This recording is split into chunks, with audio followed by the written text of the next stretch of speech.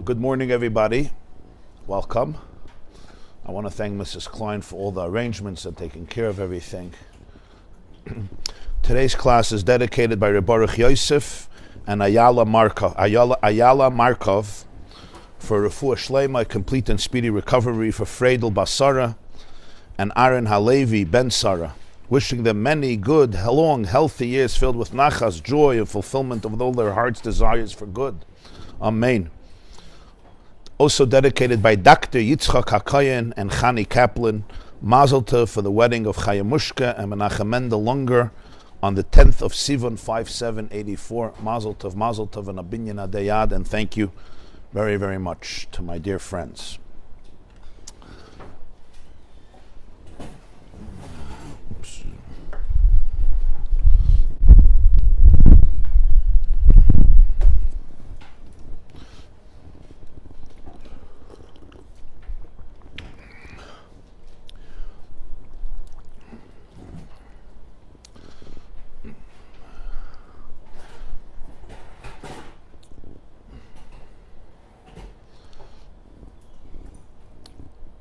The opening book of the prophets is the book of Yehoshua, or in English, Joshua. Yehoshua, of course, was the successor, the student, disciple, closest disciple of Moshe Rabbeinu, and the one who was appointed as the leader to follow Moshe Rabbeinu and actually bring the Jewish people into the promised land. Chazal say, our sages say, it was a disappointment for Moshe because Moshe wanted his own children to continue his legacy. Aaron, his brother, saw his children continue his own work. In fact, before Aaron passed away, he transfers the responsibility and even the garments of the high priesthood to his son. Aaron, of course, had 4 sons, Nadav, Avihu, Elazar, and Itamar, and he transfers it to Elazar. Nadav and Avihu have already passed away. Elazar and Itamar were left, and Elazar becomes the new Kohen Gadol. Moshe Rabbeinu did not see that happen. It didn't go over to his children. He had 2 children, Gershom and Eliezer. Aaron had a son Elazar, Moshe had a son Eliezer. But rather Yehoshua, the son of Nun, is the one who succeeded him as the next leader and king of the Jewish people, and brought them into Eretz Yisrael, to the land of Eretz Yisrael. Right before the Jewish people enter into the land under Yehoshua, he does something which is quite astounding. He does what his teacher did 40 years earlier. He sends spies. So if in Parsha Shlach we have the original story of sending the spies, and the Haftarah of Shlach, which is always from the prophets, we have the second story of sending the spies, which is Yehoshua sending spies. He doesn't send 12, he sends 2. And in the first case, it says the names of the spies. In the original story, in Parsha Shlach, it says clearly, goes through all the 12 names of the 12 spies that Moshe Rabbeinu sent. When it comes to the Haftarah, which is Yehoshua Perek Beis, the second chapter of Yehoshua, over there, the Midrashim discuss the names, but it's interesting that the Navi does not say the names of the spies. It just says that Yehoshua sent 2 spies to go scout and see what's happening in the land of Canaan, as a preparation of the Jewish people coming in, and he sent them particularly to the city of Yericho. Unlike in the first case, the second story, it was a successful story. They didn't come back paralyzed, overwhelmed, dreading the situation, fearful, inculcating that fear in the Jewish people.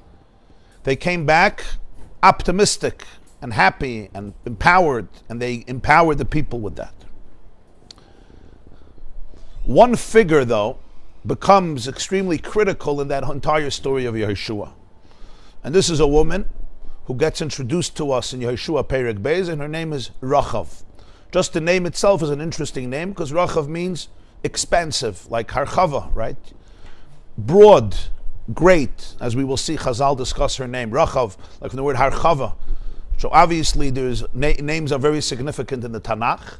So there's an element of broadness or expansiveness or largeness. Maybe you want to say larger than life, but her name is Rahab. Now let's see how the Tanakh introduces the story. And again, this is read as the Mafter, the Haftarah this week of Shlach. This is the second chapter of Yehoshua. The first chapter discusses Moshe's passing and Yehoshua preparing the ground for entry into the land. And the second chapter, Perek Beis, is right away the story of the spies. Vayishlach Yehoshua binun, the first source sheet. The first source in your source sheet. Vayishlach Yehoshua binun min hashitim shnayim anoshim miraglim cheresh leimar lechu ru'u es haaretz v'es Yerichai vayelchu vayavoyu beis isha zoyna ushma racha vayishkevu shama. Yehoshua is in a place called Shittim. This is on the Transjordan, on the eastern side of the Jordan River. He sends two spies. The Tanakh calls them cheresh. Hard to know what that means exactly. Some say he said they should make themselves as though they were deaf and mute, so people shouldn't suspect them. Other interpretations is cheresh, they should deal with pottery, earthenware. Cheres are pottery, earthenware. But it's an interesting expression. A few years ago we did a class on that, if you remember. And he said, go see the land. Particularly, I want you to go see Yerichai. And they don't go. And they come to the house of a woman who's described here as an Isha Zayna. We'll see in a moment what that means. And her name is Rachav Ayishkavu Shama. That's where they retire. That's where they sleep for the night. The continuation of the story is that the king of Yerichai, news travels fast, even before WhatsApp. The king hears that people came to spy. And he knows who they are. They're Jews. And he sends a message to Rachav. He wants her to give him the people. He wants her to extricate the people so he can arrest them. Rachav hides the people. She hides the two spies. And she sends a message to the king that they did come. I don't know where they're from, but they already left. Before dark, when the gate of the city was about to close, they already have left. It's gone. Go pursue them, find them, because they left already. And of course, they were in the home. She placed them on the roof, and she hid them among the flax. She had flax, pishtei ha'etz, are plants of flax. She hid them among those plants which were on the roof, so they would be covered and bedecked. And indeed, the king's messengers went to chase and pursue people, of course, who were non-existent, because they were still in the land, they were still in her home in Yerichai. What happens then is, before they go to sleep, she goes up to the roof, and she says to them a message. And she says, and this you see here, Pasuk Tes. V'tomer el ha'anoshim, she tells to the two men, Yadati, I know, ki nosen Hashem lechem es haaretz v'chi nafle imaschem aleinu v'chi namoyu kol yesh v'aretz mipneichem. I know that Hashem has given you this land. I also know that your awe, your ema, your fear has fallen upon all of us. In fact, all of the citizens of this land, their hearts have melted because of you. They are awestruck by you. Why? Ki shamanu, we have heard this. We heard that God dried the sea waters when you left Mitzrayim. This is, of course, 40 years earlier. We also heard what you did to the two Amorite kings on the other side of the Jordan. Yerichai is on the western side of the Jordan, the beginning of Eretz Yisrael. But we heard what you did to the two kings, Sichon and Og, who declared war against the Jewish people, how you annihilated them. We heard about this. This happened, of course, just recently. So she tells two stories here. One is 40 years earlier and one is recent. Vanishma, we heard all of this. Vayimas levavenu, our hearts melted. And no man has the audacity, the spirit, the ruach, to stand up against you. Well, this was great news. This is exactly what they needed to hear. Right? They can go back home. Apparently, Rachav had the pulse on the entire country, and she knows what everybody is feeling, and she says there's not one man who has any more spirit. Has ruach, a very interesting expression. No one has ruach, no one has spirit or geist, a power to stand up against you. This is her message to the spies.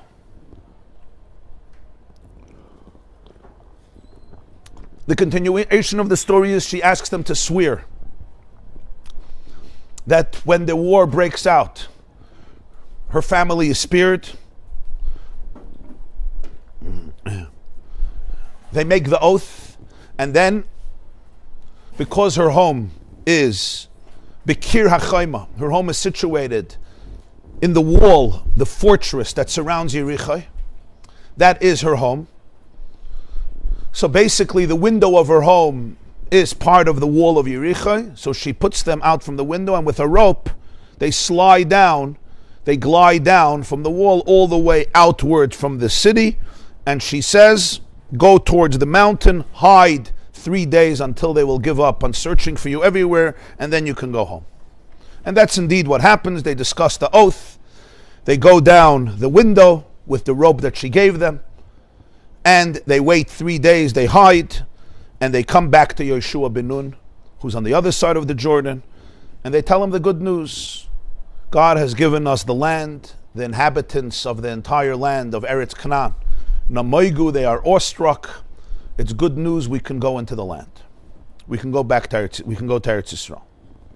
And that's basically the story, chapter 2 of Sefer Yehoshua, summarizing it very briefly.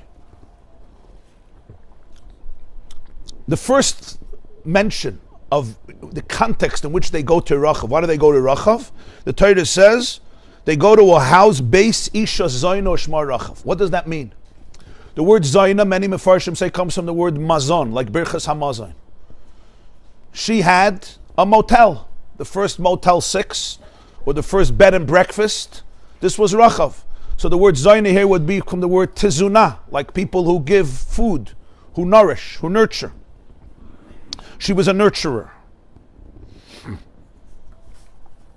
And obviously they would go to such a house. They need a bed to sleep. They need food to eat. Right? Where are they going to go? They need to stay somewhere at night. So they go to such a house. You probably pay money. Vayishkavu Shama, that's where they go.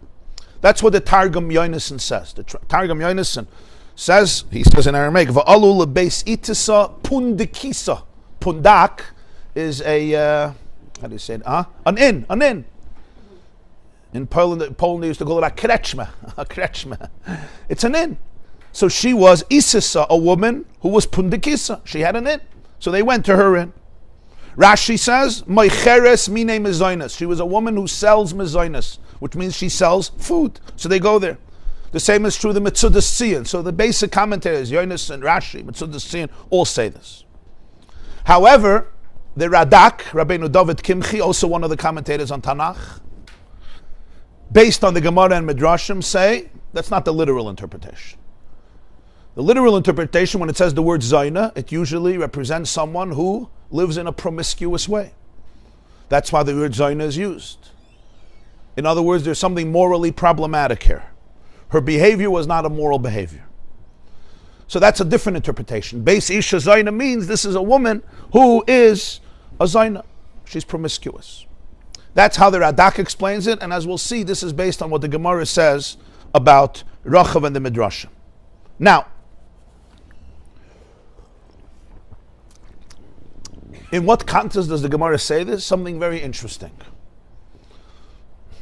And here we could see layers of significance. You look at it one way and then you come and you see something much deeper. The Gemara asks a very interesting question. How did this woman know what everybody is feeling?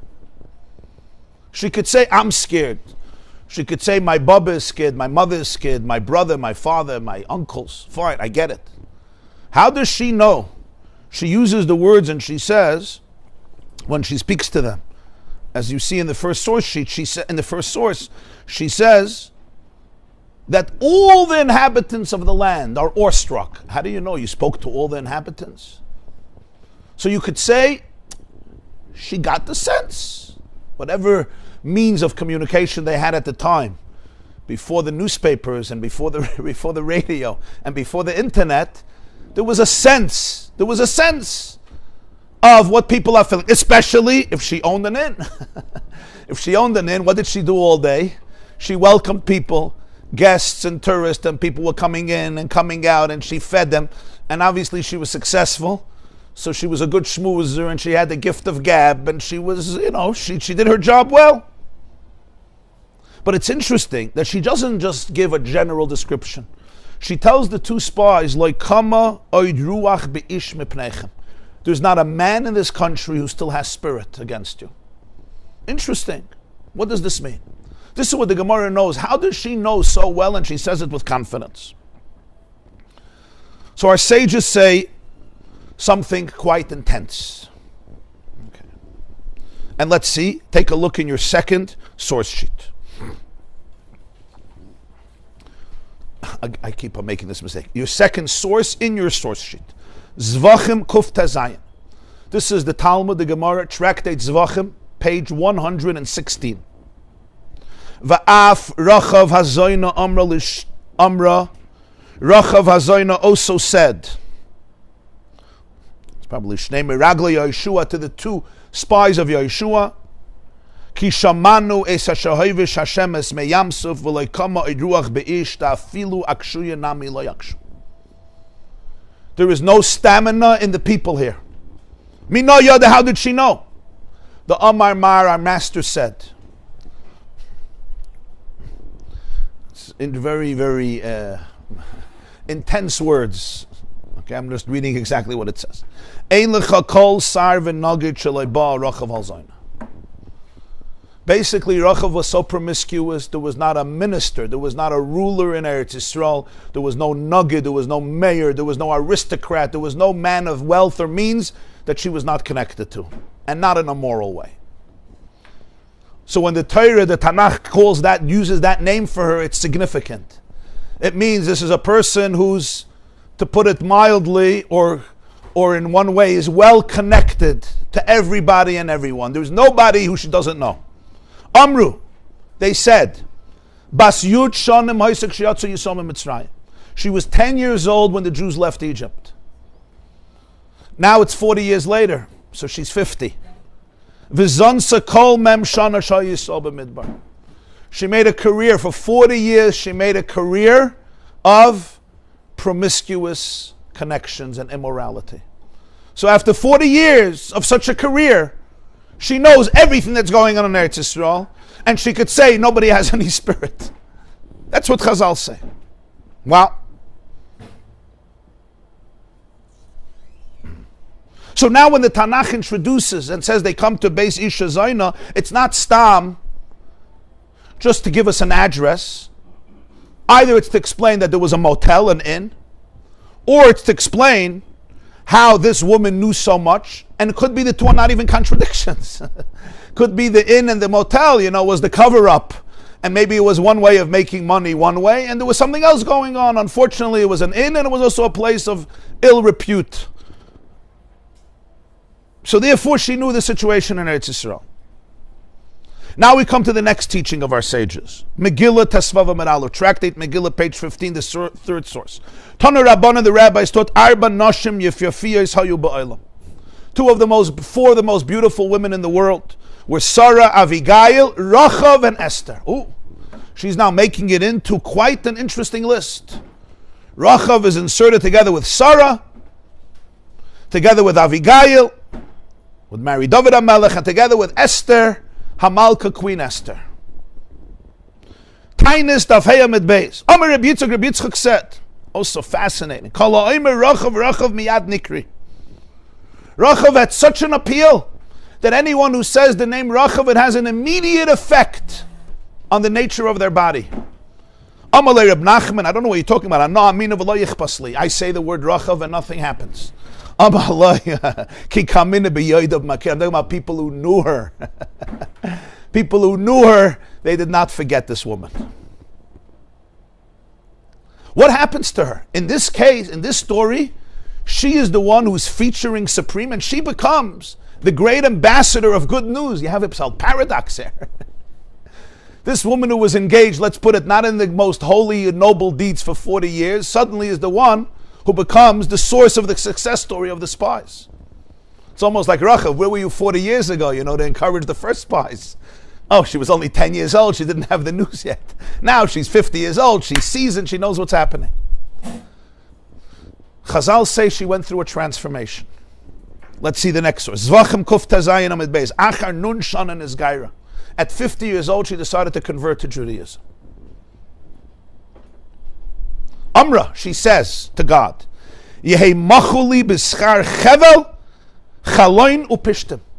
Forgive me for the reward, as a reward for three things: the rope, the window, and the flax.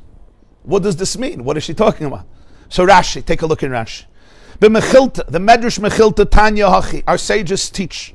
B'mechilta Tanya Hachi. Amra, Riboynoi Shaloylam, Master of the world. Begimel Dvarim Chatasi. I have sinned through three mediums, three methods. Number one, and therefore Begimel Yimachel. And through those three methods, I want you to forgive me. Bechevel, pishtim, v'chaloin.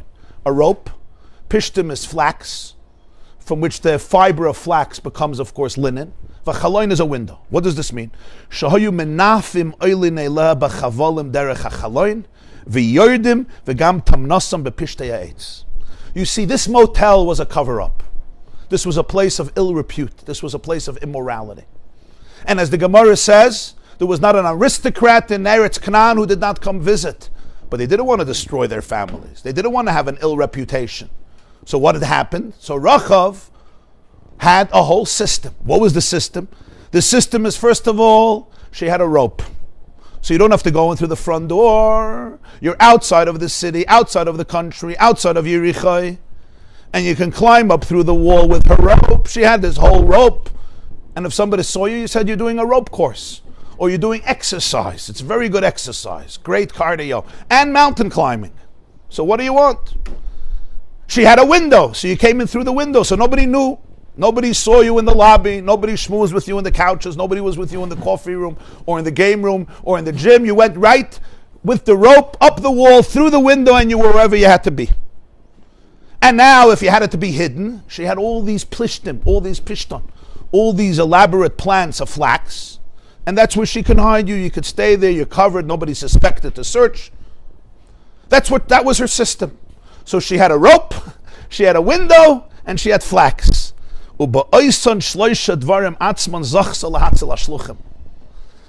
are the three mediums through which she saved the shluchim, the ambassadors, the messengers of Yeshua, the two spies. The Medrash says that the two spies were Kalev and Pinchas. Although, as I said, it doesn't say clearly in the Navi. Kalev, of course, was Yeshua's friend, and he went with him on the first mission. So he was no youngster anymore. And Pinchas was a grandson of Aaron. Pinchas was a son of Elazar, who was the son of Aaron. Deals with the two. So she's telling Hashem, I want to convert and I need you to forgive me because of what? Because the rope, the window, and the flax. What's up with these three things? Chavel, chaloin, pishtim. So Rashi explains. Those were the three things through which she ran her whole operation. And those are the three things she used to save Yeshua's spies. She had to hide them in the flax. She took them she sent them through the window and through the rope. They went down and that's how they escaped. If she would have sent them out through the front gate in the middle of the night, the gate, first of all, was locked and they would be exposed.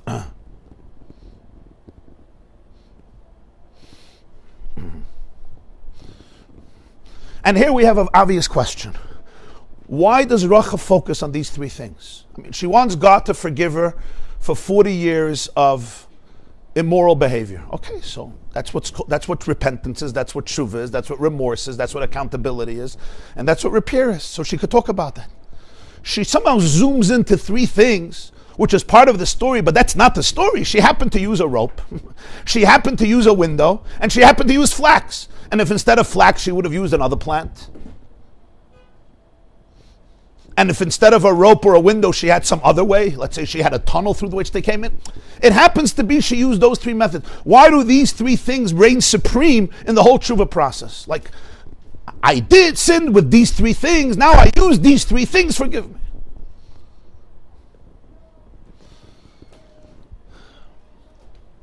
The story becomes far more astounding when we go to the next step. What happens to her after she converts? You would think, okay, she becomes one of Chasidei Umas Ha'olam, a fine woman who helped save the Jewish people, or at least helped empower the Jewish people. When they came to Yericho, she was speared, because Yericho had a whole war with the Jewish people, the first story later in the Tanakh. Granted. But that's not what happens. Take a look in the next source, Megillah Yudalad Amud Beis, Tractate Megillah, page 14. Igaira, Rahab converted to Judaism, V'nosva Yehoshua. Yehoshua marries her. Wow. Yehoshua, the successor of Moshe, the leader of the Jewish people, marries Rahab. And the Gemara continues. Rabbi Yehuda says, Shmoina Nevi'im Heim. 8 of the greatest prophets, Koyanim, Yotzu Me Rahab Hazayna, were descendants of Rahab, the harlot. Af Chulda HaNevi'ah Mibnei Baneh Asher Rahab Hazayna. Also Chulda, the prophetess, the female prophetess, was a descendant of Rahab. So you're talking about some of the greatest prophets in the Jewish world are all descendants. And as the Gemara makes clear, who are we talking about? You're talking about Yirmiyahu Hanavi, comes from Rahab. Yecheskel Hanavi comes from Rahab. Hulda Hanaviya comes from Rahab. These are three of the greatest prophets in all of Jewish history. They're all descendants of Rahab. In fact, there's a medrash, an interesting medrash at Yalkut Shemaini, that Jews were denigrating and mocking Yecheskel and Yirmiyah. They said, do you know where you come from? When they didn't like the prophecies of Yirmiyah and Yecheskel, you know what Jews do, right? Where do you come from? You open up a filing cabinet, I'll tell you who your Baba was. Your Baba was Rahab, so, don't brag. So the Medrash says, that's why the beginning of these prophets, there's the lineage. God gives the lineage of Yirmiyah and Yecheskel to emphasize their holiness and their sanctity. Now let's take a look at the next Medrash. Tana Devei Eliyahu Zuta Perek Chav Beis. G'doila tshuva yosim min atfila. Tshuva is more powerful than prayer. Shemikol atfila shayim ispalo Moshe Rabbeinu lo niskabel mimenu lachnis el Eretz Yisrael avol Rachav azayin niskabel b'tshuva. From all the prayers of Moshe, he did not go into Eretz Yisrael. Rachav was accepted with tshuva. Rebbe Elazar ben Yaakov Omer lama nikra shma Rachav mishum sheinasis rechava bezachiyos vezachsa sheyatzu b'menu shiva neviim. That's why her name is Rachav. As I mentioned before, Rachav means broadness, expansiveness. She has become broad and great in her merits. And 7 of the greatest male prophets came from her besides Huldah. So she was Rachav in the sense that so much of the richness of prophecy all comes from her. That's what a great person she was. That's what a large soul she has. And here we come to the big question, and that is, Rachav did tshuva. After 40 years of one type of behavior, she shifted. She went topsy-turvy, she metamorphosized herself. She not only does tshuva, she converts. She loves Judaism, she becomes a Jewess, gewaldig. But it seems that from here to get married to Yeshua ben Nun, who was the leader of the Jewish people, this is like a real sprint. This is quite a quantum leap, as they would say. Yeshua, what was Yeshua doing for 40 years? Just parallel their lives. She was 10 years old when the Jewish people left Egypt, and we learned before what she did for the next 40 years. She ran an inn. What was Yeshua ben Nun doing for those 40 years? So the Chumash says, La yamish mitoicha oyel. He did not budge from the tent of Moshe Rabbeinu. Even when Moshe went up to Mount Sinai for 40 days, Yeshua stayed at the mountain. That's why when he came down with the luchas, he told Yeshua, I hear strange sounds of pain, of grief, of horror, of strange sounds coming from the camp of the Jewish people because they were dancing around the calf. It says Yeshua was Mesharis Moshe, he was his assistant, he was his right-hand man, he was his servant, he was his faithful disciple. Not only that, Chazal say that when Moshe would finish a lecture, Yeshua was the one who would clean up, and he would set up the chairs, and he would set up the benches, and he would set up the rugs. He was completely loyal and dedicated to the point that he succeeds him more than his children. So that's what he was doing for 40 years. He was the prime Moshe Kibel Torah Misinai Umisara Yeshua, as it says in the beginning of Pirkei Avos, the ethics of the fathers. He gave it all. Yeshua was the man. That's what he was doing for 40 years. Rachav, his Kala, he didn't know then that she was his Kala, was doing something else for 40 years. So I understand she converts. I understand she does tshuva. But this seems like a very, very perplexing shidduch. A very fascinating shidduch. Very uncharacteristic. And it's not like nobody knew who Rachav was. This wasn't a secret. As we see, the whole land knew Rachav. She had quite a reputation and she knew everything that's going on.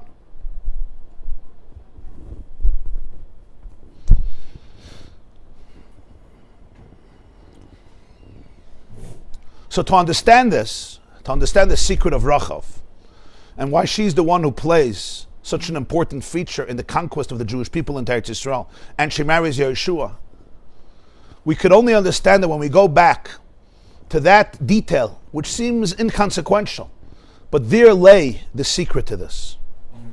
A few years ago, we did a class on Rachav, which is connected to this theme, but we're just going to develop another few points here. Rahab, as I said, mentions three things. Right, as you saw in the source before, in the fourth source, she speaks to Hashem, she says, Yehi macholi b'schar chevel chaloinu pishtim. Somehow she associates her transformation with the transformation of these three items, which seems strange. Like, why does she zoom in on these items? She could just say, I want to change my life. I want to do tshuva. Yeah, I used ropes. That's true. I used a window. I used flax. I could have also used other things. I also used these things to help Yeshua spies. Okay, great. Now here's another question. You used a rope for 40 years, okay, not to do the greatest things. Suddenly you used a rope once to do a good thing. That's a bob, but the rope became holy. The window was used for immorality. Now the window was used once to save these two spies. Okay, Gavalda, so the window was now transformed forever. I mean, good, you changed your life, and now you're going to do good things. I mean, it's wonderful. And the same is true with the flax. One of the greatest seminal minds in the Jewish history was the Maharal of Prague. The Maharal stands for Mereinu Harav Liva. Rabbeinu, his name was Yehuda Liva. Yehuda Liva, he was the chief rabbi of Prague, today in Czechoslovakia. He lived in the 16th century and in the beginning of the 17th century. The Maharal of Prague passed away on the day of Chai Elul, the 18th of Elul. The year was Hei Alofim Shin Samachtes, which is 1609. 1609, and he's buried in Prague, and he's known as the Maharal of Prague. Das weiß ich nicht. Kennen Sie?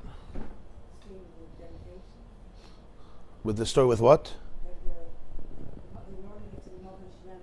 That's with Rashi, no? Rashi. Yeah, Rashi is from France. Yeah.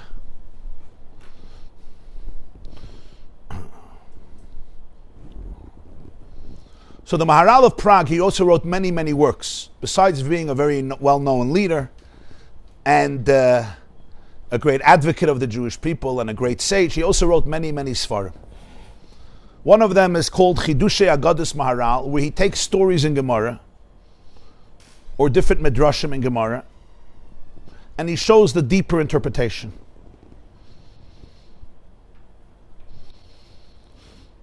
In this story with Rahab, he says something very, very powerful. He says it brief and concise, also a little abstract. But it could have been written today in the sensitivity that he displays to what Rahab was trying to bring out. Let's take a look at I selected a few lines from his commentary on this story with Rahab. It's the last source, Maharal Miprag Zvachim, Kuf Tazayin. But before I read inside, let me just give the context so we'll appreciate what he's saying. Rahab was a very expansive person. When she speaks about these three things, the rope, the window, and the flax, it's not just she decided to zoom in on three items and make that the focus of the story. These three items represent three aspects of our life, in each of our lives. And these three aspects can lead a person down different pathways. These three aspects, the flax, the window, and the rope, can take a person down a path, down a trajectory, which can become quite unhealthy, even toxic and poisonous and destructive, self-destructive, and destructive to others. But the very three dynamics, these very three items, can also be metamorphosized. They can be transformed into a noble, empowering, and positive force that raises a human being to great, lofty, moral, spiritual, and emotional heights. Let's begin with the flax, pishtan. Why is she focusing on this? Again, it could have been any plant. She needed the bush, it had to be bushy, there had to be a lot of leaves, you had to be able to go under it. Fine, so you could cut down a few trees with a lot of leaves and branches and create it. No, pitch them. And the Tanakh, the Navi, emphasizes that she hid the two spies bepishte tachas pishte ha'etz, in this flax. So the Maharal says as follows. What's the name for linen garments in Chumash? Anybody knows? Linen garments. Huh? No, pishton is the seed. It's the flax. It's from the fiber of pishton we make garments. We spin linen. But how do you say linen in Hebrew? No, shatnez is a mixture of wool and linen. We're talking linen, not a mixture of wool and linen. Argaman is purple wool. So the name for it is Bigdei Bad. Bigdei Bad. Yeah, for example, the Kohen Gadol, the high priest, wore every day in the Beis Hamikdash 8 garments. They were made of gold. Yom Kippur, he wore 4 garments, and they were all made only of linen, white linen. The Torah says in Parshas Acharei Mos, Ksoines Bad Kodesh Yilbosh. Michnasei Vad Yiyu Absara. It was all linen. There was no gold on Yom Kippur. It was 4 garments. In fact, in the morning, in many communities, they say it in the morning before davening. They think about the Kohen taking out the ashes in the morning. Trumas Hadeshin, Eitzah Hadeshin says, "V'lover shakoyen midoi vad u'michnesei vad." If you do karbonis in the morning before davening, it's one of the psukim of the from Parshas Tzav. What does the word bad mean in Hebrew? Anybody knows? What's the word bad? Lonely. Beis Daled. Bad. What is it associated with? Levad. What does levad mean? Alone. Yeah. The shrouds, the tachrichim, are usually made of bana. Silk is meshy. Silk comes from the worm. Opasim, yeah. No, that's a different word. Yeah. That's a form of silk or another fabric. Rashi says it's karpas, what it says in the Megillah, chur karpas utchelas. So bad is associated with the word levad, without the lamed, bad. We also have a word badad, right? Eicha yashva vadad. Badad yeshev. What does badad mean? Lonely, alone. The first time it says not good in Chumash is loy toiv heyos ha'adam levadoi. It's not good for a person to be alone. Yisroi meets Moshe Rabbeinu, his son-in-law, and he sees that he's judging the people all alone. He says, Madua ata yoshev levadecha. You're doing this alone. You can't run it. It's not going to work. Novel tibble. You're going to decompose. You're going to rot away. It's impossible. You need delegate. You need a delegate. You need help. You need assistance. Why would flax be called bad? And the answer is, Chazal say there's a reason for this. The reason is, the Gemara says this in Tractate Yuma, and it's very interesting, because basically, to quote Chazal, it's Dovra Oila Min HaKarka Bad. It's a lone plant. What does it mean it's a lone plant? Pishton, flax, just like Rashi says, canvas as well, hemp. They don't have badim va'anofim katzei ha'ilon. Like other trees, they don't have branches. Rather, they only have leaves, and the pishton, the seed of flax, from which we spin the garments, the fiber from which we spin the garments, comes from the kanam tsoy. It comes from the middle stalk, and each one is alone. They're not mixed. Each one stands alone, so that's why it's called Bigdei Vad. It comes from a place of badad. It's not intertwined and mixed in like you have with most other shrubs, bushes, plants, trees, etc. Each one is alone. It's bad. It's levad. That's why it's called bad.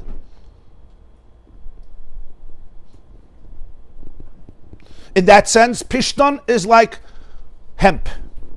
It doesn't divide into anafim. An anaf is a branch, like a tree. Rather, it grows straight from the earth with givolim. Givolim are stalks, and each stalk stands alone, and the pishton, the fiber from which we make the fabric from which we make the clothes, usually comes from the inner middle stalk that grows from this plant. And each one of the capsules of the seed of the flax plant comes out and grows separately, and that's why it's like a lone plant, so it's called Bigdei Bad. So that's pishtim. What's a window? What's the function of a window? The function of a window, especially if we would lift up the Venetian blinds, is it's the ability to see out, the ability to see what's happening. We want light to come in. We want to be able to see. It's an interaction with the outer world. When somebody, in prison sometimes they put people in cells without windows. It's part of the torture. segregation, isolation, detachment. So remember, Pishton is bad. What does a window do? It creates interaction. I could see you, you could see me, like it says in Shir HaShirim, right? Mashgiach min hachaloinos. He looks out the window, meitzitz min hacharakim, looks through the peepholes. So the chaloin is basically the opening in a wall, in a fortress, which allows you to see who is walking, who is coming, who is going. Even in certain situations, you can go out, you can go in if you don't want to use the door, etc. But unlike a door you close and you can't see through the door. The window, by definition, means you could see what's outside. What's a rope? Well, we know what a rope does, right? A rope is the connector. When you want to connect two things, you're on top, I'm on the bottom, we want to connect, I want to go up, you want to come down, whatever it is, we throw out the rope, and the rope allows two entities or two people or two situations to become connected. When people use a rope, you want to bring something down from up, even an object, right? You want to bring it to a place and you can't just do it naturally, so the rope allows you. It says, Chelek Hashem Amma Yaakov Chevel Nachalosai. The rope is a connector that connects a higher reality to a lower reality, allows you to move things from one place to another place, allows yourself to move up. You want to climb a mountain, you need a rope. On my own, I'm not going to be able to get so high or get down. The rope gives me an anchor, and it's a long rope, so it connects. Like it starts on the bottom and goes all the way to the top. And therefore it connects the bottom and the top, whatever needs to be used for that. Whether even I have to get water from a well, as it used to be, people would go to the well. How'd they get water from a deep well? You throw in your barrel, you throw in your dli, your bucket, it's going to get lost. The rope is the connector, right? You stay goes down, but it's still connected to you, and then you bring it up, and that connection is powerful. Here's the question. Why did Rachav become Rachav? Why did Rachav for 40 years engage in what she engaged in? So you'll say, well, that's what a Yetzer Hara looks like. Was willst du? Rachav didn't invent America, and Rachav didn't invent people's habits. That's what people are. People, if they don't have self-control, if they don't have a moral compass, if they don't have a proper education and discipline, etc., that's what they engage in. People are people. Like they say in Yiddish, a mensch is nor a mensch, und a mol das euch nicht. A human being is only a human being, and sometimes not even that. But the Maharal says, Rachav identified something after 40 years. She identified that she wasn't just an empty, vain human being, stripped from a soul, stripped from a conscience, and therefore she just, sold her soul to the devil, so to speak. Rather, she identified three things in her life: flax, a window, and a rope. That's why she talks about these three things. These three things are metaphors for the story of her life. And when she's changing her life, she doesn't dismiss these three things. She reorients them. Let's take a look in the words of the Maharal. He says as follows, very fascinating words, and as I said, they were written in the late 1500s, so you're talking about a text that was written a half a millennium ago. V'chol dover shehu bad shehu miloshen badad. Anything that is bad, remember bad is, the garments of linen are called bad, comes from the word badad. Bad, badad. Badad is lonely. Who mishtoikek el achibur, craves attachment. This is the origin of the theory of attachment. Who mishtoikek el achibur, craves chibur. Chibur means connection, attachment, association. Shelo yeh badad, because he or it does not want to be lonely. The state of loneliness runs contrary to the fabric of creation. So when there is a state of bad and badad, there is an arousal, there is a tshuka. Mishtakeh comes the word tshuka, which means a yearning. In Yiddish it's called alechzung. You pine, you crave. That's what tshuka is. Nefesh shoykeka is a craving soul. Mishtakeh lachibur, there's a craving for connection. And that's why Pishton is waiting, it's mukhan, it's prepared, it's worthy, it's looking for connection. That's what it represents. He says anything that's lonely and it knows that it's lonely is seeking connection. What's worse than being lonely? That I don't know that I'm lonely. I'm lonely, and it has all the symptoms of loneliness, but I'm not aware of the issue. He says the moment you're bad, the bada, there's already a mishtaikik ala chibur. This is already an identification of the issue. V'chein ha'adam shu beloy nekeva v'hu badad mevakesh ha'chibur v'ha'kisher. The same is true, he says, how God made it with men and women. You have Adam Arishan, without a nekeva, without a counterpart, without a soulmate, without a friend. Who badad. Adam is alone. Mevakesh ha'chibur, he's looking for attachment. He's looking for kishur. And that's why there are thoughts and there is a craving for his soulmate, for the nekeva, for the female, or conversely. So when Hashem says in Bereshis, Adam is perfect. He was created by Hashem, he's missing nothing, he's in a garden, he has everything that's going for him. The one thing he's lonely. Hashem says, Loi toiv, it's not good for Adam to be levada, it's not good for Adam to be badad. Loi toiv. And it's interesting in Parshas Yisro, when Moshe is judging the people alone, Yisro uses the same words, Loi toiv hadavar ashat ha'isa. It's not good what you're doing, that you're alone. He uses the same Loi toiv that's used in Bereshis. So the Maharal says that's why there's a hero, there's a thought, there's a reflection, and there's a thought, and there's a tshuka, there's a craving. The man seeks the woman seeks the man. What is this? It's basically the desire to go out of bedidus, the desire to go out of a state of badad, of being lonely. And therefore he says this desire, medama lepishton. This is a metaphor. Rahab is speaking in code language. She's using the word flax. You have to understand what she's talking about. She's talking about loneliness. Shuhubad, it's lonely. It's a lonely plant. Oimed, lechibur liksher, waiting for attachment, waiting for connection. Help me connect with something because I'm isolated. This is the Maharal of Prague. What happens afterwards? What's the next step? I'm lonely. I look out the window. That's why I have a window. I'm seeking to connect. I don't want to just see what's inside. I want to see what's outside. That's the window. So the window is the response to the pishtan. After there's the sense of badad, now I seek to connect to that which is outside of me. That is the definition of the chaloin. I open the window. And over here we're not just talking about a physical window. That may be too. We're talking about the window in the heart. I open the window in my heart, I'm looking, I'm seeing, I want to connect with someone or something outside of me, and I need a window for that. Then comes the third stage. What do? I throw out a rope. I throw out the chevel. The chevel is the actual tool of connection. The window is the ability to see, the desire, the yearning, the contemplation, the reflection, the preparations. But the chevel is actually, take the rope, let me pull you in, or you could pull me in. We want to connect with the other person.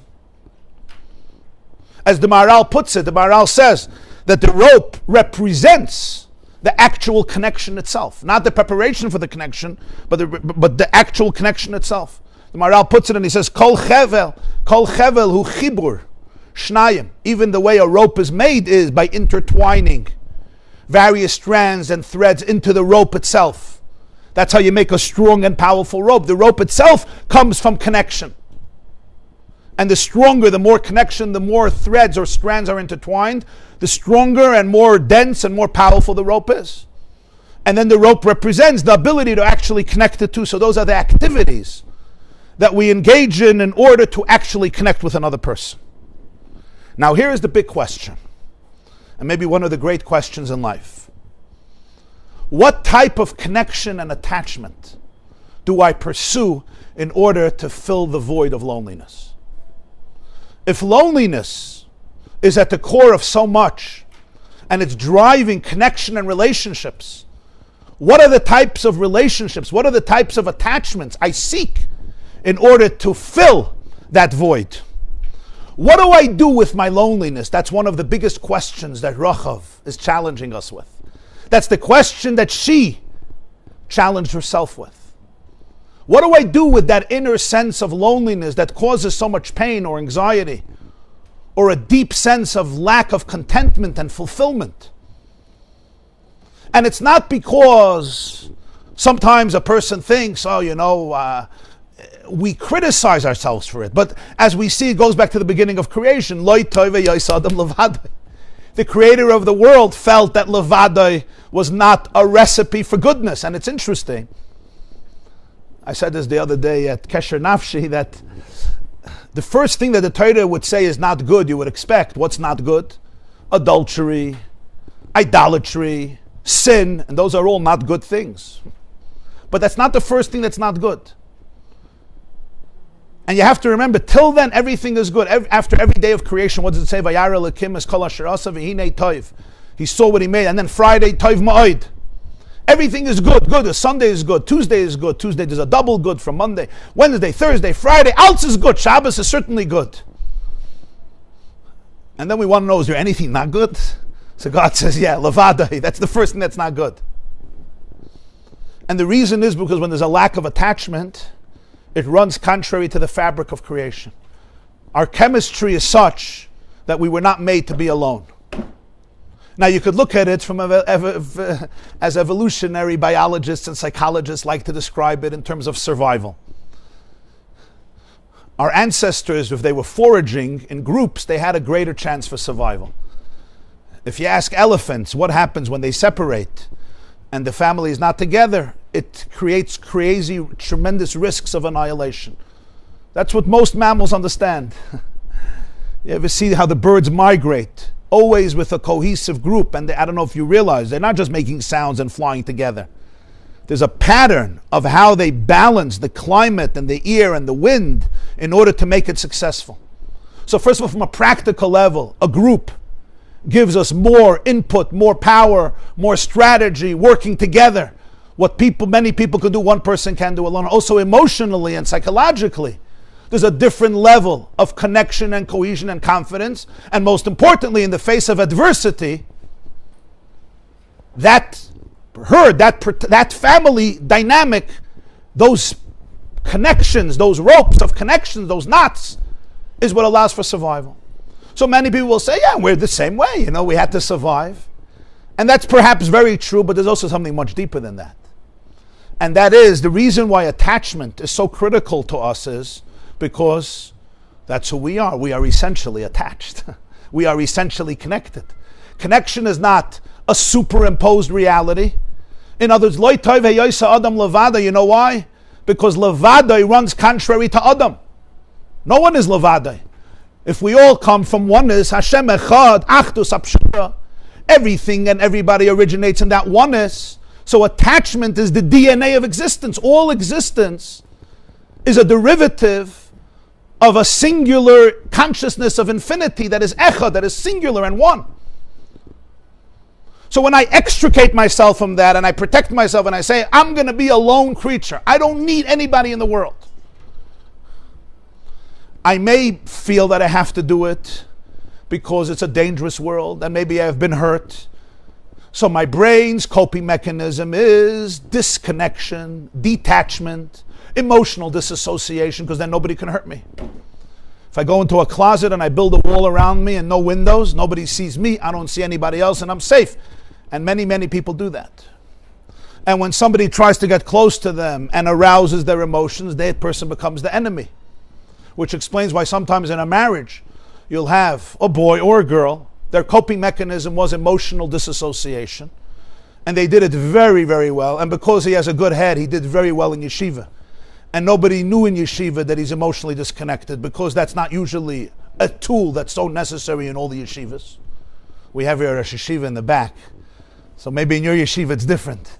But in many yeshivas, we can ask your students. Rabbi Neuberger wants emotional attachment. But in some places, my academic excellence reigns supreme, right? And if you can ask a good question and you're a genius, you can get away with 10 years of success. You're on top of the list. You get the best shidduch in the world. The problem is that this girl happens to be emotionally very, very connected. So she got the best bacher academically, and maybe he's probably also a very nice person, but emotionally, maybe he shut down so many years ago as a coping mechanism. And now when she or he or whatever tries to get close and create emotions, it becomes so dangerous. And at this moment, you have the famous response of either fight or flight or freeze or fawn, because being levadai is the only mechanism that I have learned in order to survive. But there's a pain in that. There's a very, very deep pain in that. We all need attachment. The one who made the theory of attachment so popular in the world is a man named John Bowlby. And John Bowlby was a doctor from Britain.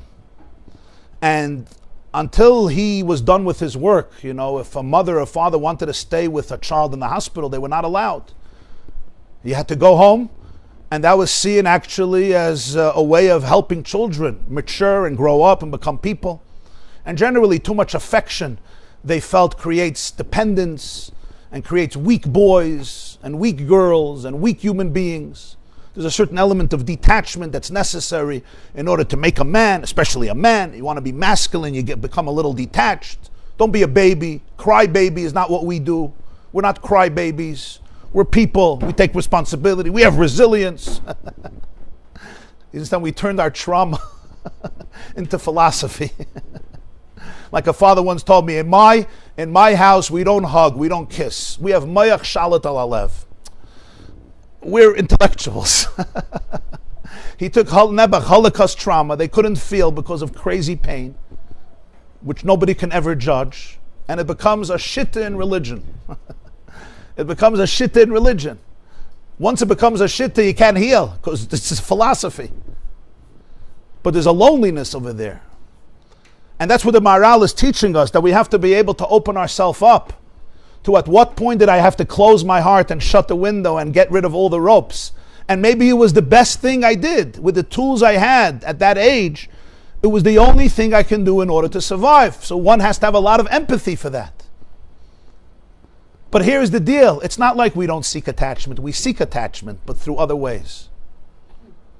There was a researcher, so John Bowlby, the way he did this was, he did videos on baboons. You ever read about it? Baboons.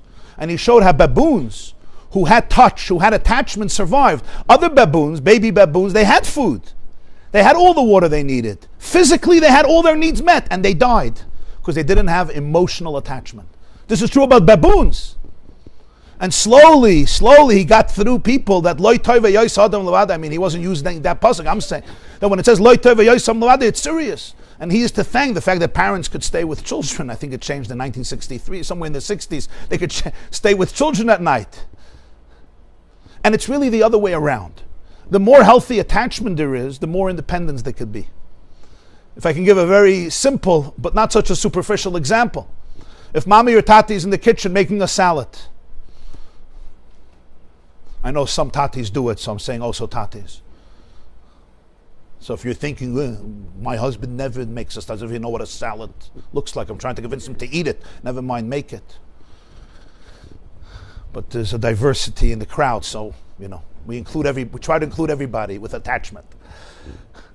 So if your child is playing Lego or playing with a doll or playing a game, a little kid, 2 years old, 3 years old, 4 years old, sitting on the floor in the family room, and mommy is making a salad or tati's in the kitchen on the telephone, whatever. Every 10 minutes, he will look up from the Lego and see mommy is standing there, and he goes back to his game having fun. What happens if one time after 10 minutes he looks up and mommy is not there? It's not like he says, okay, I got to be a man. I'm going back to my Lego. She'll come back. No, he stops playing and now he goes searching. Hopefully he finds her in the bedroom, he finds her in the laundry room, he finds her somewhere else. And it's fine. What if he sees she's not home? She thought, let me go out for 7 minutes while he's playing Lego and I'll be right back. Of course, we know the end of the story. He's panicking, he's crying, he's hysterical. If this happens over and over and over and over in different ways and different methods, it may not happen in the physical absence, but emotional absence, it becomes what we call anxious anxiety, or disassociated anxiety, or unstable anxiety. This is attachment that I can't trust, attachment that becomes unstable. If either there's no attachment or there's anxious attachment. or ambivalent attachment, all different forms. Now the child can't continue to play with the Lego, so it's the other way around. By having secure attachment, I can actually go back to my game. Now think about when we grow up. Those who had very powerful attachment, when they grow up, they can actually be independent people. Now when they get married, they don't need their wife to become their exclusive source of attachment, because without that, I don't know who I am. But that's often what happens. Or she doesn't need her husband to become the exclusive source of telling me that I exist. Because now what happens is my wife or my husband become the sole responsibility of making me feel that I have value, because at 4 I never had that. That becomes very, very difficult on everybody. And the way to heal this is first to identify the pain. That's what he says. There's a tshuka. I need chibur. I need connection. I don't know the person who was created that does not need connection. There's no such a thing. We are connected because we're really one. So even as we become independent people, our independence is there to bring out the connection in a space of independence, not to eliminate connection and attachment. Attachment is the DNA of existence. That's why our motto is Hashem Elokeinu, Hashem Echad. Achdus is not luxury. Unity, oneness is essential, even to baboons. The only difference is baboons know it, people deny it. Baboons don't have such brilliance to create coping mechanisms where I'm an independent person. Why are you so angry? Why are you so passive aggressive if you're so independent? Here is now the question, what do I do with it? There was a researcher, it's a fascinating thing. I read about it a few years ago. She coined a phrase and she said that the antithesis of addiction is not sobriety. The antithesis of addiction is attachment. Connection. And it struck me, what does that mean? The antithesis of addiction is I'm sober. She said, no, that's not true. She said, I'll show it to you. Everybody has a grandmother who at some point at 86 years old, I mean, it shouldn't happen to anybody, right? Something happened to the hip, something happened to the knee, they end up in the hospital. What do you think they're giving her for 3 weeks in the hospital? They're giving her basically what's called cocaine with different names. So she says every 86-year-old bubby should come home a full-fledged addict. None of them become addicts. Why not? So the reason is because there's 35 grandchildren jumping all over them. Or sometimes 60 grandchildren. They're not alone. She did a fascinating experiment. The way they developed a lot of the theories of addiction and all these things was through rats. Right? So they have a cage. You have a rat. You have 2 bottles of water. Rats drink water like all animals. And insects and reptiles, they need water. One water is regular water and one water has cocaine in it. And of course the rat tastes the 2 waters, and it's not a big surprise which one the rat chooses. One is much more delicious and exciting. So the rat goes back and back to the cocaine, and of course after 2 weeks the rat is an addict and doesn't continue, and more and more and more until its brain is fried until it dies. And you see how addiction works. The regular water is not going to make you addicted.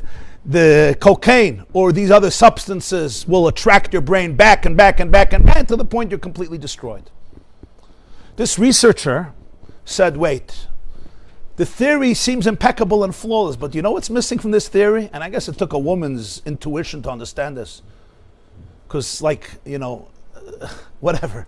When it took a certain intuition. He said, there's one thing missing. It's a perfect experiment. There's only one issue. There's only one rat in the cage. What if there were other rats in the cage? They didn't think of that. You know what she built? She built a Six Flags for rats. You ever went to Six Flags, Great Adventures? She literally built an amusement park for rats. She put in 200 rats. And she had slides everywhere.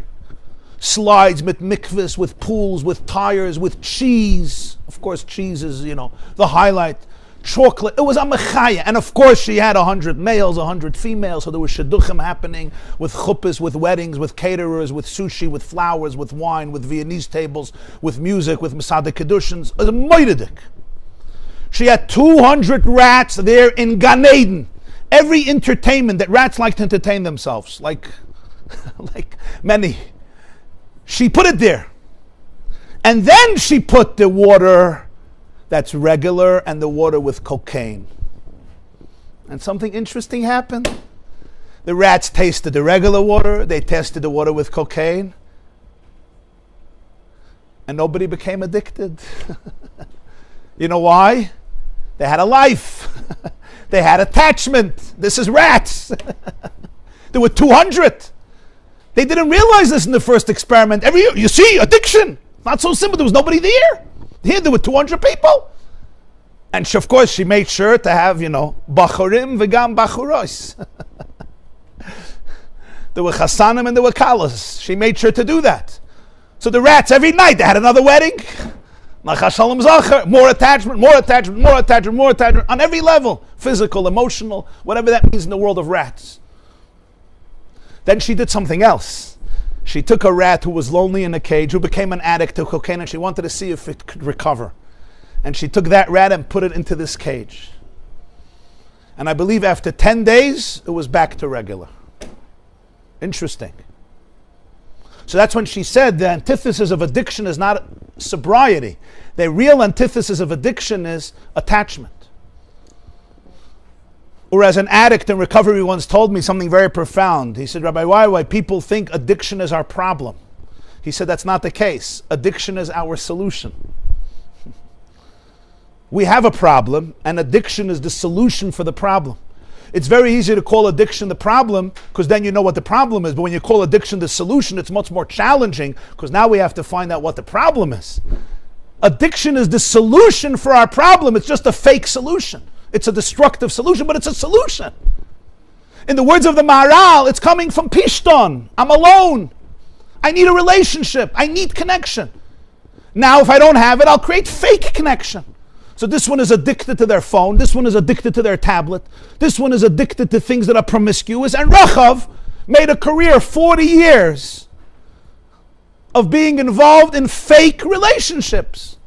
And they were exciting. Every day there was something else going on. She knew everybody. Like somebody once said, today's generation, we know the price of everything and the value of nothing. Whereas Professor Heschel said today, more people are reading more and more about less and less. Okay, remember those two lines. They're very important. Very good. Very good. I spoke to a principal the other day from a very big Masifta. He's been there for 30 years. But the greatest miracle about it is that he also developed over 30 years. Sometimes you want students to develop, but educators don't have to develop because they're perfect the way they come in, and it's a disaster. He himself went through a transformation over 30 years. And he told me something very interesting. I asked him, what's the difference when the boys came 30 years ago and they came now? And he said, boys used to come here because they thought they need us for information. He said, today they know more than anybody imagines, and they don't need you for any information. Any information. In fact, they'll probably get it faster and even better, even if you have a good staff. So I said, so what do you have to offer? I asked him, so what do you have to offer? He said, only one thing: emotional safety and real attachment and connection. And actually, that allows the information to go in. Information could go in, information could be internalized, information can make you alive when there's real emotional safety, real emotional attachment. Real emotional attachment can only come from complete safety. If there's no safety, I'm not going to attach. I'm not going to open a window, I'm not throwing out a rope. So there's 3 stages here. There's the flax, is the recognition. There is a loneliness. There is a yearning. There's a tshuke lachibur. The whole institution of marriage, the Maharal says, is based on this. Why did God make this funny thing called marriage? Doesn't it make sense? Bachrim stay in Bachrim's dormitory. Girls stay in girls' dormitory. You know the differences in terms of cleanliness, in terms of neatness. Men understand men, women understand women. I always say, how do I know marriage is a divine institution? Only God could have come up with such a humorous, fantastic idea. Which human being would have come up with this? And this is your journey.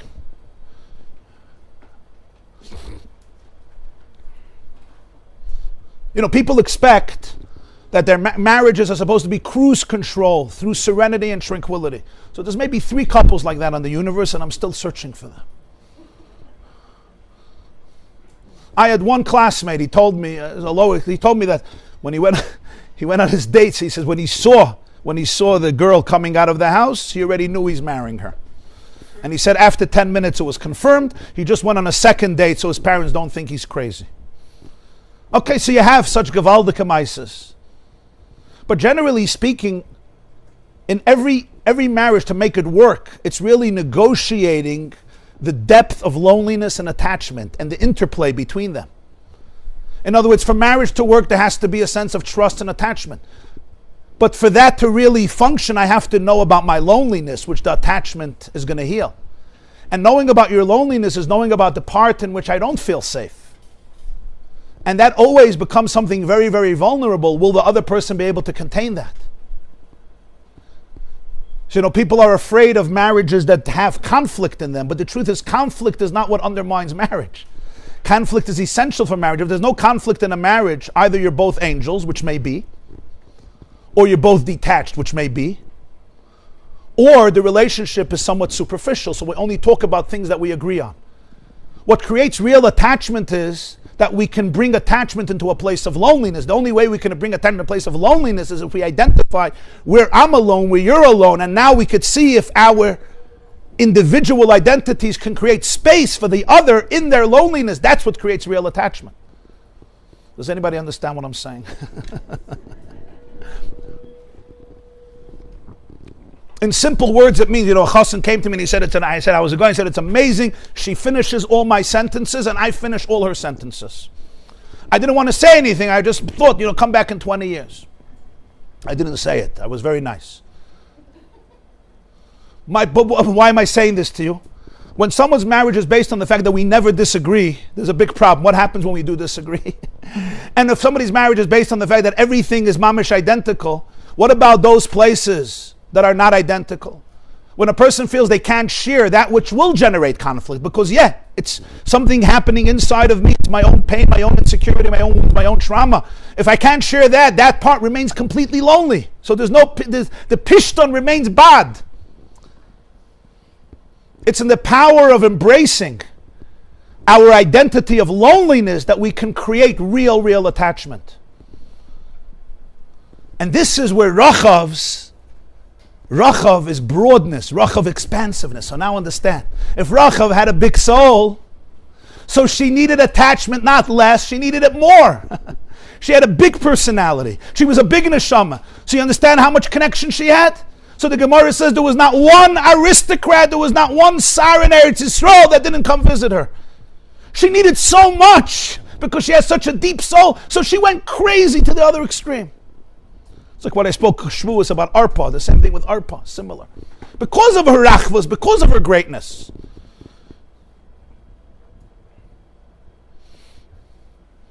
So Rachav had pishtan, she opened her window, and she threw out a rope.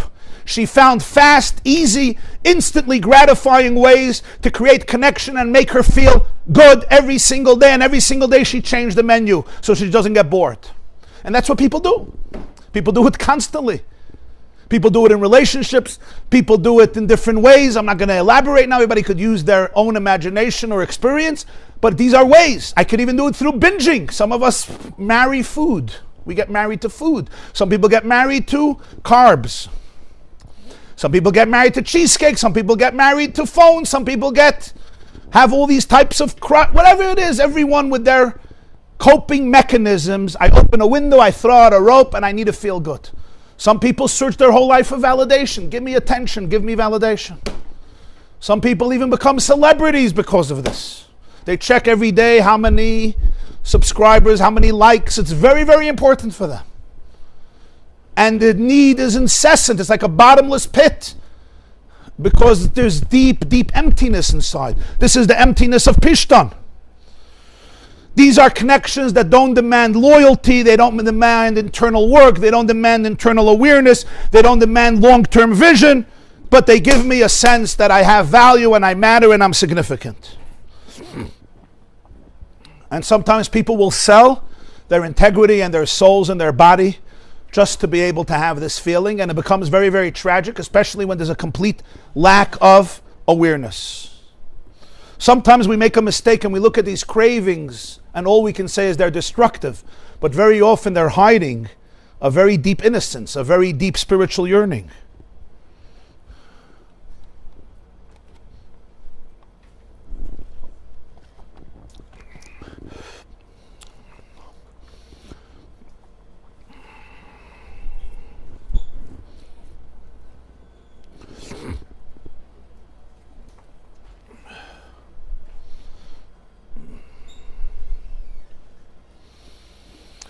At age 50, Rahab meets two Jews.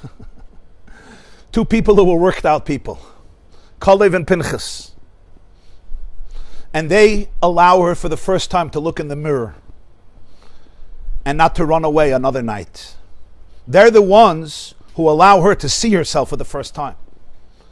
They gave her the silence, the pause, the reflection, the authenticity, the introspection, to be able to go deep inside. And heaven knows, and some of us know how difficult that is. The noise, the clutter, the action, and especially these phones always allow for something else. And especially that they're camouflaged as productive. In many ways they are. And suddenly she sees that she has a soul, and her soul is Rahab, it's broad. She's an expansive person. And she's really innocent, she's pure. The 10-year-old girl who for whatever reason sold her body that day and then did not know anything else but that, she suddenly sees that's not who she really is. What a moment of liberation. What a moment of emancipation. You know, when it says Rahab converts, it doesn't just mean she went to a rabbi to convert. It means internally she converts. Everybody goes through a giyur. Giyur is an internal process where you realize, I thought I was one person, but really I'm another person. I thought I was a Zaina. I thought I was just a promiscuous, filthy, immoral human being without any inhibitions, without a compass. But maybe that just became a crazy, crazy coping mechanism. And it's completely not who I am. It's actually alien to my core. Suddenly she realizes that the emptiness that she was experiencing was a call for real attachment. And it creates a different type of creativity, a different type of search. Her darkness is transformed into light. She doesn't escape her darkness. She doesn't need to. She needs to reorient it. She needs to understand it. She needs to recontextualize it. She's looking for authentic connection. So what does she do? She doesn't say, God forgive me, I'm going to become a good person. She takes those three things, the pishtim, the chevel, and the chaloin. And she says, I used it my whole life to run away from myself. I used it to escape from my pain. But today I use it to save the messengers of Yeshua ben Nun who are going to help the Jewish people come into Eretz Yisrael and build a world of divinity and goodness and truth till the point of Malach Haaretz Deis Hashem Kamayim Le'am Mechasen. So I want to take these three very items and transform them. That's what happens to her. So the very pishtim, where she hides the shluchim of Yeshua, the two spies, the very chaloin, the window, the very chevel, the very rope, it's not just she happens to use these three things. It's a paradigm shift in her consciousness to make a choice. Not whether I'm going to hold on to these three items. Everyone holds on to these three items. It's not a person who doesn't deal with flax that has windows, that has ropes. Every person does. The question is, how am I going to use it? Will my loneliness and my inner core cause me to open windows in my heart and allow myself to go out of jail and create the most authentic connections and relationships filled with authenticity, truth, honesty, integrity, compassion, and love? This will create ropes that will connect not only bodies, but also souls, hearts, minds, and bodies, where the physical and the spiritual fuse, where the neshama and the guf become one. It's not just instincts that connect. It's souls that connect. It's hearts that connect. Instincts connect too. But it's not just instincts. Instinctively we connect and we move on. Will my inner flax allow me to open inner windows that will allow me to connect with real connections of eternity, not temporary, superficial, other escape mechanisms? Who's the man who can help Rahab most in this search? There's one person. His name is Yeshua ben Nun. Why Yeshua ben Nun? Yeshua comes from which tribe? Ephraim. Ephraim is a son of Yosef. Yeshua is a descendant of Yosef. Reb Chaim Vital says something fascinating. He says, why did Yeshua marry Rahab? quite amazing. He says, when Yosef saw his brothers in Egypt, what did he accuse them? You remember? Miraglim atem, you're spies. Why did he say you're spies? They weren't spies. So the Arizal says, because the souls of the Shvatim were reincarnated into the Miraglim that Moshe sent. So he was talking about their future. They became Miraglim. Yehoshua was the Gilgal of Yosef. He was the reincarnation of Yosef HaTzadik, who was a Zayda. He had his soul. Yehuda became the reincarnation of Kalev. And it's interesting, who were the two spies that came back with a positive report? Yehuda's descendant and Yosef's descendant. Kalev and Yehoshua. It's at this moment that the two brothers who were in conflict came back from Eretz Yisrael and worked together against the other 10 spies. So Yehoshua ben Nun was a reincarnation of Yosef. And Kalev was a reincarnation of Yehuda. Comes Reb Chaim Vital and says something as follows, and says, and who was Rahab a reincarnation of? Rahab was the wife of Potiphar, Eshes Potiphar. Rahab's soul was a reincarnation of the wife of Potiphar. When the wife of Potiphar was seducing Yosef in Parshas Vayeshev, Chazal say l'shem shamayim niskavna. She saw something, she felt something. What did she feel? She felt a connection to Yosef. That's obvious.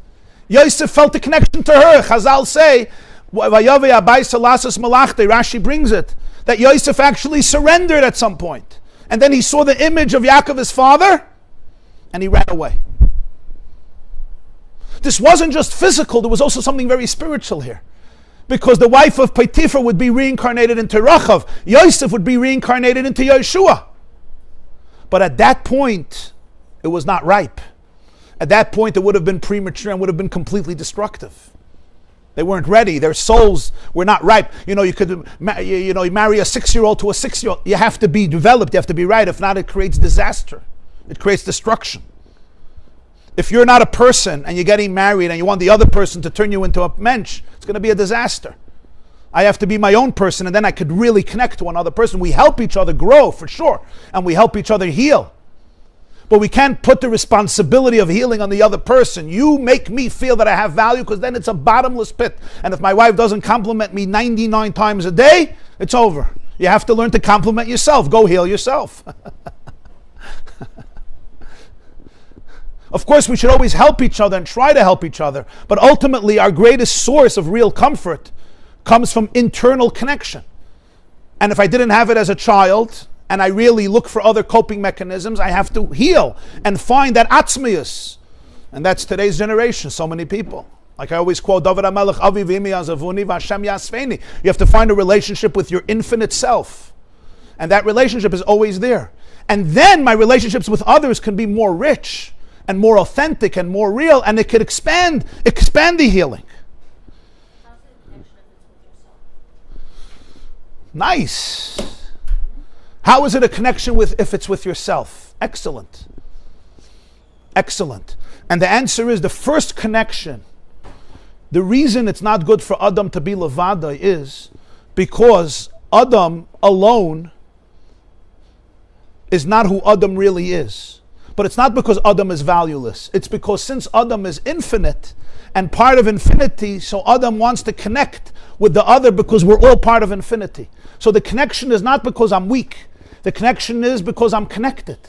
So therefore, if I'm looking for connection because I'm weak and I'm a nobody, that connection will usually feed into toxicity and you'll never be able to give me what I need.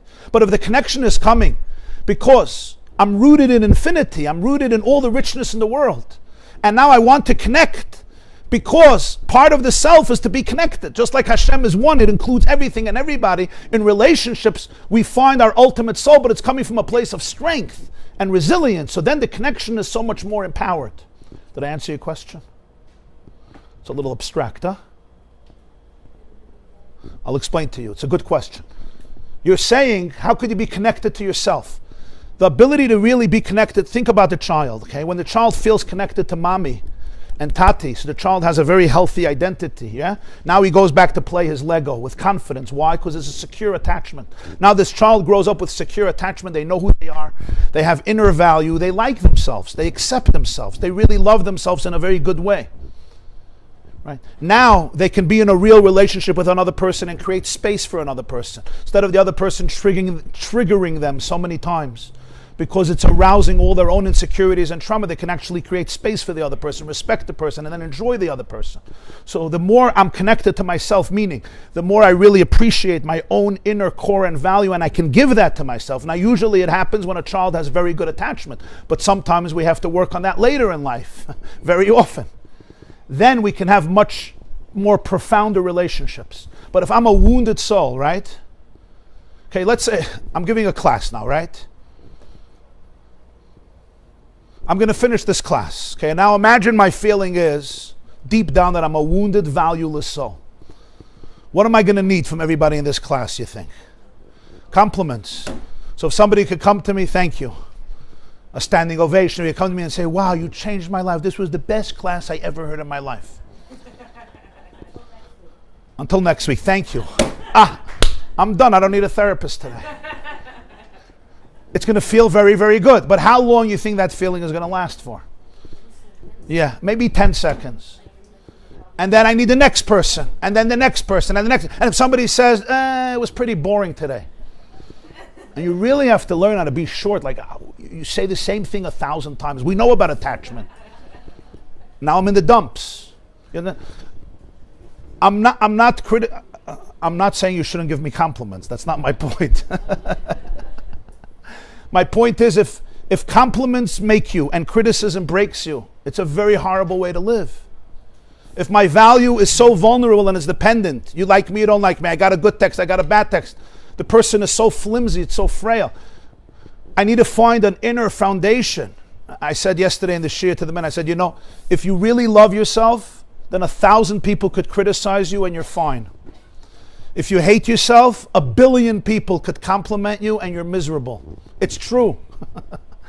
Celebrities are happier, you think, because 100 million people follow them on Instagram? Ask them about their lives. They're more drunk than most people. So many of them take their life. Why? 100 million people like you. Was willst du? You need them to like you because you don't like yourself. If you don't like yourself, you can have 100 billion people. I know there's no 100 billion people, but you can have all the stars liking you too. They all like you. It's like your Bubba would say, Toig of Kaporis. You know what that means? You know what Toig of Kaporis means? Ask your grandmother. It's worthless, it's meaningless, it's valueless. Self-love is not narcissism. Self-love is appreciating yourself in your core as a divine, you're a chelik elokam, you're a piece of Hashem. It's a very, very deep place. I'm not talking intellectually. I'm talking emotionally, I'm talking somatically, in my body, in my nervous system, in my experience.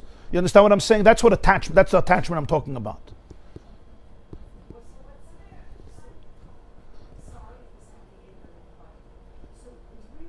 We're all ignorant, trust me. You don't have to apologize for being ignorant.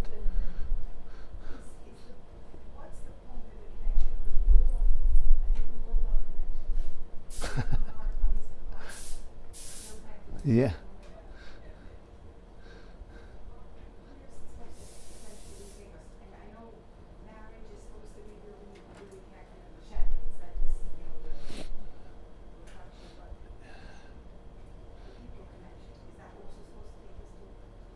Yeah, every connection, every connection with a person is an opportunity for a real connection.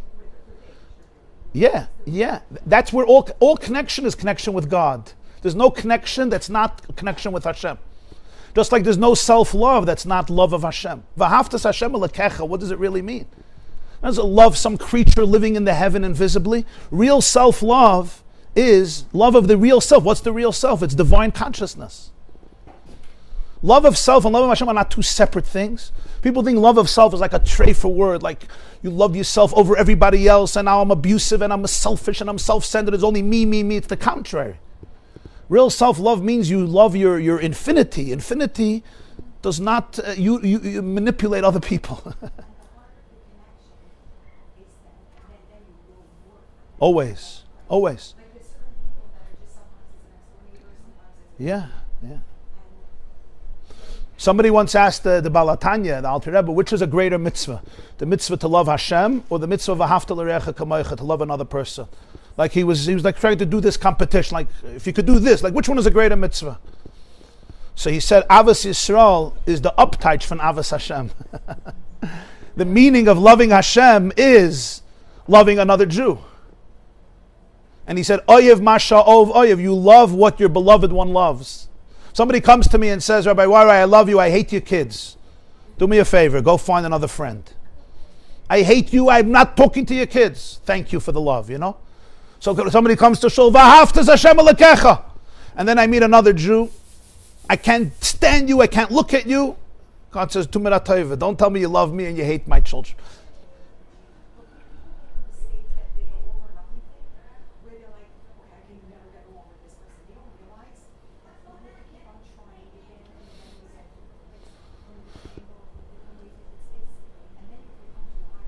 Yeah, and also we have to understand, it doesn't mean everybody is my best friend. You understand? Not every person, different people click in different ways. That's totally fine. So now let's now conclude this. Yeshua is a reincarnation of Yosef. Yosef was 17 years old when he was sold as a slave. He was completely subjugated to Potiphar. He didn't have a friend. He didn't have a family member. His brother sold him into slavery. His mother passed away when he was 9. His father thought he was gone. He was dead. Can anybody understand how lonely Yosef must have felt? And this was a child full of creativity, full of wisdom, full of dreams. Pun intended. Literally full of dreams. Beautiful, handsome, charming. The Torah speaks about his chen constantly. And a beloved, whoever saw him loved him. So understand how lonely this child, who was only 17 years old, felt. Usually when people are so lonely, what happens? They become victims of the most powerful manipulation, exploitation. They become so vulnerable to go into relationships that will give them a feeling that you matter, you have value, you have love, and they can be exploited so easily. And indeed, that's what Yosef had. He had a woman who was overwhelmed by him, and the Torah says, Yoim, every single day she had one request, Shichvemi, be with me. And the Gemara says in Yom Lamed Hey, she got dressed up for every meal. She put on a different gown. What she wore in the morning, she didn't wear in the afternoon. It's like the Pesach hotels. What she wore in the afternoon, she didn't wear in the evening. I always say, Potiphar's credit card, I don't envy him. Different shoes, breakfast, lunch, dinner, Meshiga, all for Yosef. That's what the Gemara says. In other words, she was serious. This wasn't like a flying fad, a passing fad. And the Gemara says, Yosef at some point surrendered. But at the last moment, he did not. And the Torah says, he refused. Why? He was a slave. He was lonely. But he would not betray his soul because he knew what his loneliness was about. And he knew that this relationship with a woman who's married is not going to fill his soul. It's going to create more loneliness. It's not authentic. It's not real. The Gemara says he saw the image of Yaakov, his father. What does that mean? He had real connection with his father. Yosef had attachment. He had attachment with his father. He had real attachment. He knew what attachment looks like. That attachment gave him his own self-worth, his own self-dignity. He knew what he was really looking for. That's what saved him. He was connected to his own soul. He would not sell himself for something that was inauthentic, that was false, even if for a day or two or a month it would feel wonderful. So now, generations pass. His grandson, great-great-grandson, is Yehoshua ben Nun. Yehoshua ben Nun is also the reincarnation of his soul. He meets Rachav. He hears about Rachav. He meets Rachav. He is the one, Yosef's soul, who can teach Rachav more than anybody else what it means to eliminate your loneliness never through false, superficial, fake methods. All frivolousness and all romance that is not rooted and anchored in true connection, in authenticity. Like in Yosef's case, it would have been, as he told her, mixing into another person's marriage. How profound is it going to be? How deep is it going to be? How long lasting can it be? Nothing can substitute truth. So Rahab for 40 years was doing the opposite of what Yeshua was doing 40 years. Yeshua 40 years was immersing his soul in infinite bliss and connection. Rahab was escaping her soul for 40 years.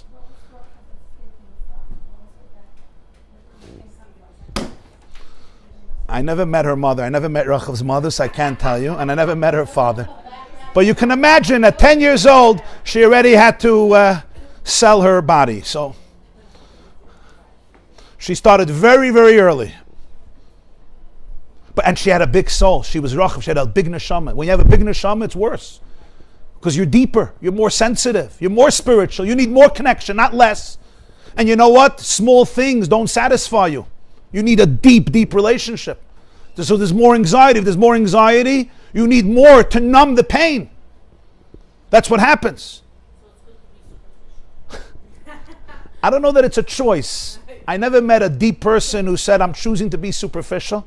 I never met a superficial person saying, today I'm choosing to be deep. There was a professor who was making fun of another professor. So, academics, he was trying to mock him. So he said, this professor, this academic, at the surface, he seems very deep. But deep down, he's shallow. So also the boundary between superficiality and depth are not so clear. What seems superficial on one level could be very deep on another level. Let me tell you this, no soul is superficial. Every soul has a lot of depth. I haven't met a superficial soul. Sometimes superficiality is another coping mechanism. I don't want to know anything. So she marries Yehoshua ben Nun. Yehoshua ben Nun is the greatest of the generation. And what happens really is the 40 years of her life are transformed and become synonymous with Yehoshua's life. Because what she reveals is that she was looking for Yehoshua. She was looking for Yosef. She was looking for that deep, deep, deep connection. And it all begins with meditating on the flax, on the rope, on the window, realizing that all of our life is a play that consists of 3 scenes: the loneliness, the window, and the rope. And the way we allow these 3 things to play out in our life defines if it's a life of dignity, truth, and divinity, or the opposite. Have a beautiful and wonderful week. Thank you.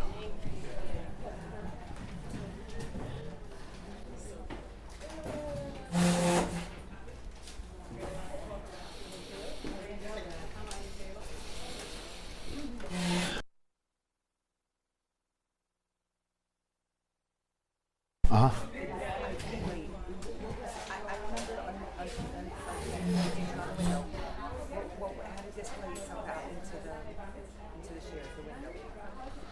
The window is, you see the other person. The window is what I open up in my heart to connect. I'm lonely, so I open a window to be able to see someone. You understand?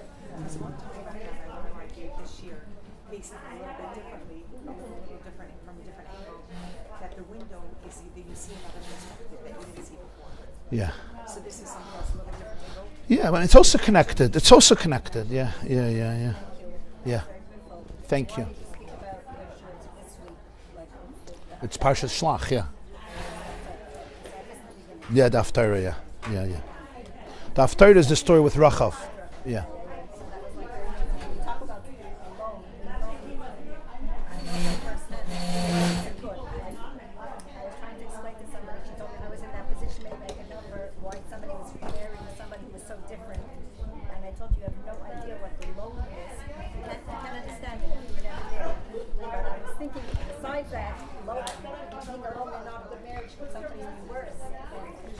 That's true. I could be alone. I could be alone in my marriage, yeah. And sometimes that's even more painful. That's very true, because a person sometimes thinks in their marriage, it takes them away from loneliness, and sometimes it intensifies it. It shows them how alone they are.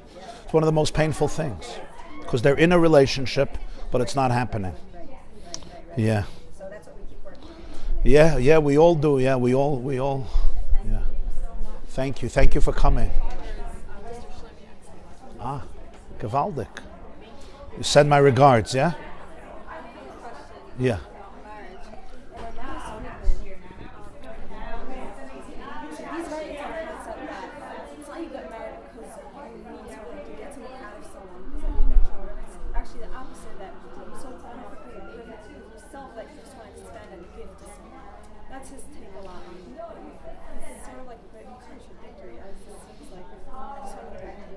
No, I think it's both. You know, we want to give, but in order for a marriage to work, we have to be able to feel that the other person is there for us.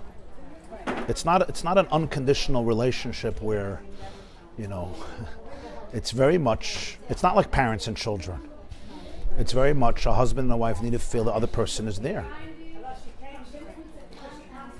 But of course, I need to be able to have wholeness in me. You know, if I'm just feeling wounded and I need the other person just to constantly fill me, or very, very often, it becomes a crazy burden on them.